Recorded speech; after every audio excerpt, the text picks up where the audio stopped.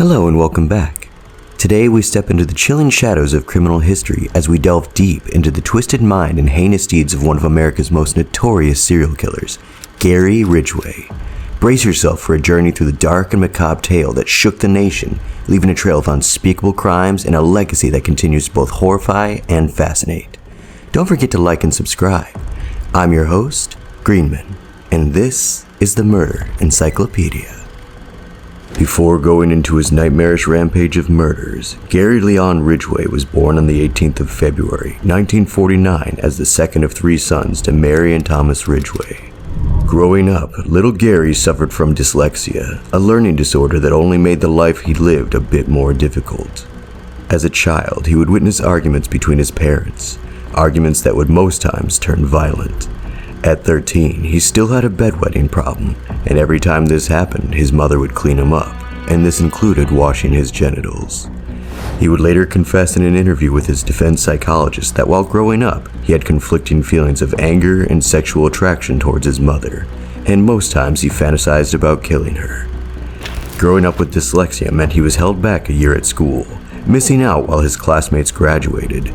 It was during this period in his life that his mind turned even more sinister.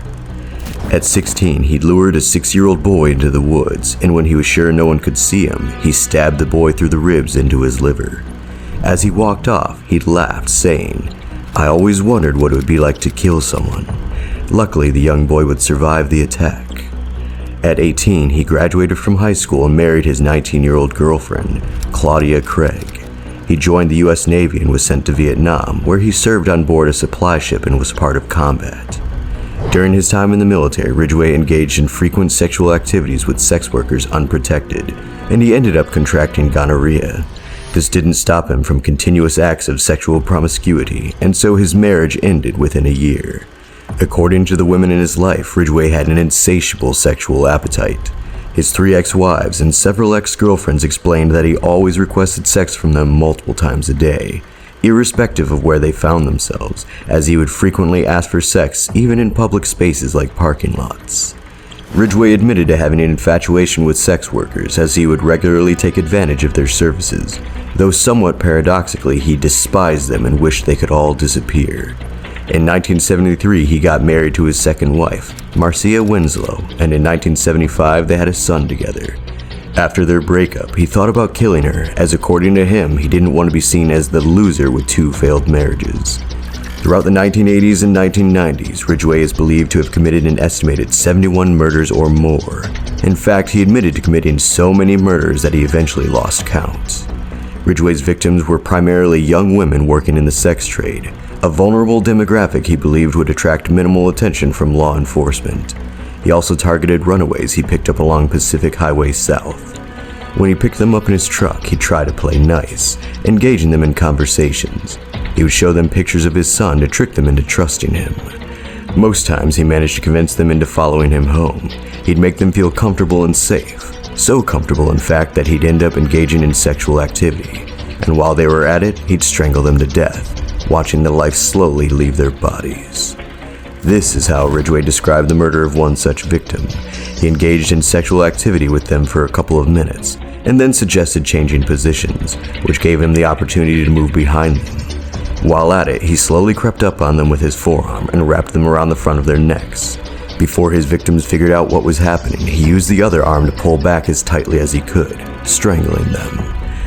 Gary Ridgway's first known murder occurred in 1982 when he killed Wendy Lee Caulfield, a 16-year-old prostitute. He picked her up in his usual fashion and led her to his place. He tried to ease her and make her comfortable by engaging in conversation with her and showing her photos of his son hung around his living room. They ended up having sex, during which his sadistic urge kicked in and he wrapped his arms around her neck. She tried to struggle and fight, using her nails and fingers, in the process scratching him deep, breaking the skin and scarring his arm. Her screams for help, muffled by the palm he wrapped around her mouth. After minutes of relentless struggle, her screams turned to silence. She was dead. Ridgway felt satisfied with himself as he bundled up her lifeless body, threw it into his truck in the dead of night, and took off to the Green River, where he dumped her body and drove off. In the space of a few weeks, he committed 2 more murders. 19-year-old Giselle Laverne and 23-year-old Deborah Bonner. He picked them up and killed them by strangling them from behind while having sex. He disposed of their bodies by tying rocks around them before throwing them in the Green River, hoping the rocks would keep them from floating to the surface and getting discovered. Ridgway's actions would earn him the moniker the Green River Killer. Ridgway would go on to commit a staggering number of murders, dumping the bodies of his victims at strategic sites in wooded areas within South King County. He called these sites dump sites, where he created clusters of bodies of his victims. After killing them, he would confiscate all of their personal belongings to avoid getting caught, and sometimes he would return to the victim's body to have sexual intercourse with them. Ridgway later explained that he did not find necrophilia more sexually satisfying, but having sex with the dead bodies reduced his need to get a living victim, and this limited his chances of getting caught. He would occasionally get belongings of other people like used gum and cigarettes and place them all over his dump sites. He also transported a few of his victims' bodies across state lines to confuse the police and throw them off his tracks. This methodical approach allowed him to evade capture for years. With very little hope in finding Ridgway, the police decided to fight fire with fire. They conducted multiple interviews with the serial killer Ted Bundy in 1984. Crazy enough, Bundy would actually contribute to an extent in helping catch Ridgway as he offered insights into the mind of a serial killer. He suggested that the killer was revisiting the dump sites to have sex with his victims, which turned out to be true, and if police found a fresh grave, they could stake it out and wait for him to come back. During his cat and mouse game with the authorities, Ridgway actually found himself in police custody multiple times over the years, but managed to wriggle his way out.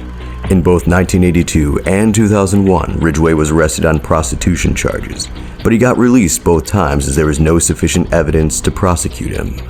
In 1983, the police were able to draw up some links, and so they proclaimed him as a suspect in the Green River killings. As a suspect, he was subjected to a polygraph test, which he took and passed. In 1985, he got married to his third wife, Judith Mawson.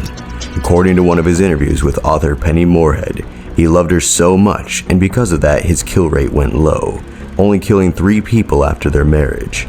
Mawson would later report to a local television reporter saying, "I feel like I have saved many lives by being his wife and making him happy." For a while there, it felt like everything had gone quiet once again, but the police weren't giving up on catching Ridgway. So on the 7th of April, 1987, they called him in so that his saliva and hair samples could be taken. The samples collected were later profiled, providing the forensic evidence needed for his arrest warrant.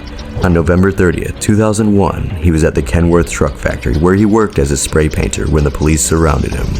He was arrested on suspicion of murdering 4 women when DNA evidence conclusively linked semen left in the victims to the saliva swab taken by the police.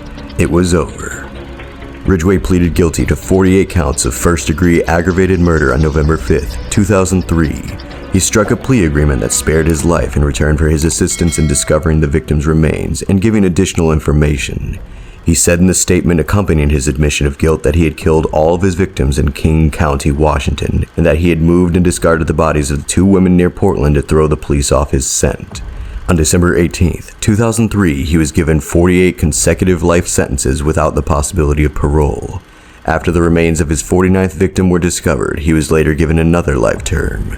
He was also given an additional 10 years for tampering with the evidence for each of the 48 victims, although that was a bit of a hat on a hat.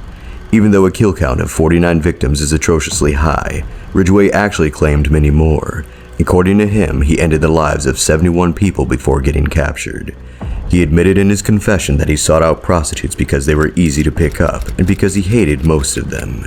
He acknowledged having sex with his victims' corpses after killing them, but insisted that he started burying his later victims to help him fight the impulse to engage in necrophilia. Presently, Ridgway is still incarcerated as he serves his 49 life sentences in solitary confinement at the Washington State Penitentiary. What are your thoughts on Gary Ridgway? Do you believe his actions were a byproduct of his upbringing? What do you think was the logic behind all of his murders? Leave your comments down below. If you enjoyed watching, please like, share, and subscribe for more content, because there's a lot more where this came from, here at the Murder Encyclopedia.